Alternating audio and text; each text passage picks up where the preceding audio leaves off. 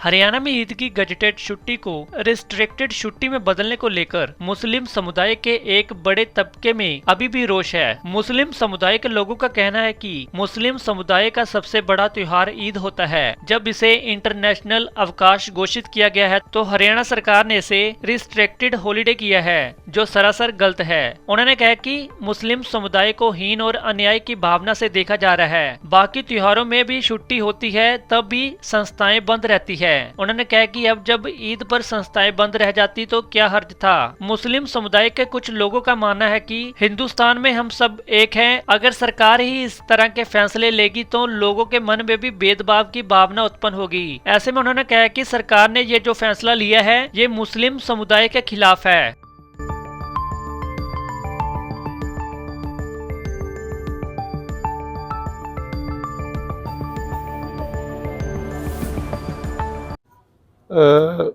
सरकार के पास गजटेड छुट्टियां भी होती हैं, रेस्ट्रिक्टेड भी होती हैं और इन दोनों को कन्वर्ट करने का अधिकार भी है।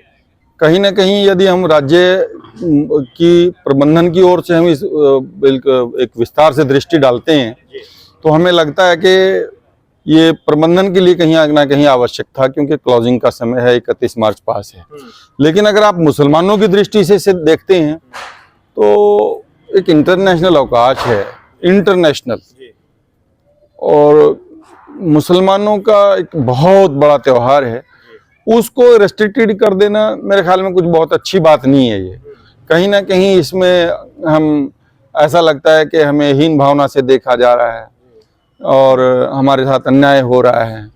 जब दुनिया दूसरे धर्मों के कई ऐसे त्योहार हैं जिनमें आप पूरे संस्थाएं बंद रहती हैं, हमारा मात्र एक त्योहार, उसी में भी आप संस्थाएं खुली रखेंगे। कहीं ना कहीं इसमें से हमें कोई राजनीतिक ना हो, कोई अन्याय ना हो, इस तरह का कहीं महसूस देता है। हालांकि ऐसा नहीं होना चाहिए। और प्रबंधन की ओर से यदि हम देखेंगे तो प्रबंधन के लिए ऐसे कार्य करना कुछ आवश्यक, नितांत आवश्यक भी होता है। तो दोनों ओर से इसमें अपने अपने पक्ष की बात मजबूत है। अब किसकी बात इसमें किस एंगल तक, कहाँ तक ये रहेगी, कितना लंबा खींचेगी, कौन इसको अच्छा कहेगा, बुरा कहेगा, क्या समझेगा, लोगों के अपने अपने विचार हैं, अपने व्यूज हैं, वो उसी नजरिए से देखेंगे। मेरे हिसाब से इसमें दोनों नजरिए सही हैं। ये तो बिल्कुल ही गलत है जी फैसला। हमारा तो साल में एक बार तो आ रहा है ईद का, उसमें सीएम साहब ने आज की छुट्टी बंद कर दी ईद की। हमारे बच्चे स्कूलों में जावे जी।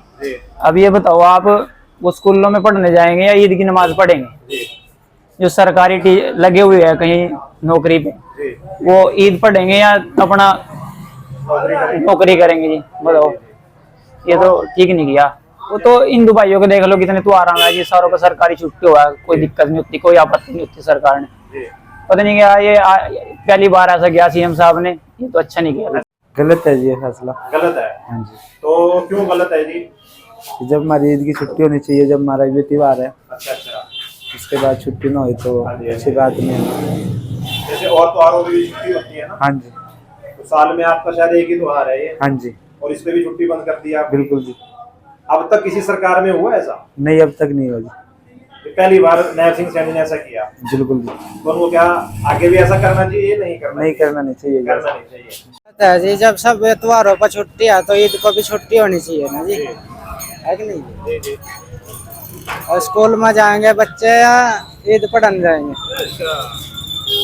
तो सरकारी नौकरी पे भी होंगे आपके? हाँ, वही तो छुट्टी होनी चाहिए जी। अब तक हुआ कभी ऐसा? आज तक तो ऐसा होया नहीं है जी। खट्टर सरकार ने भी नहीं किया होगा नहीं जी, जैसा नैब सिंह सैनी ने किया है? अभी होया ये छुट्टी होनी, गलत होया जी।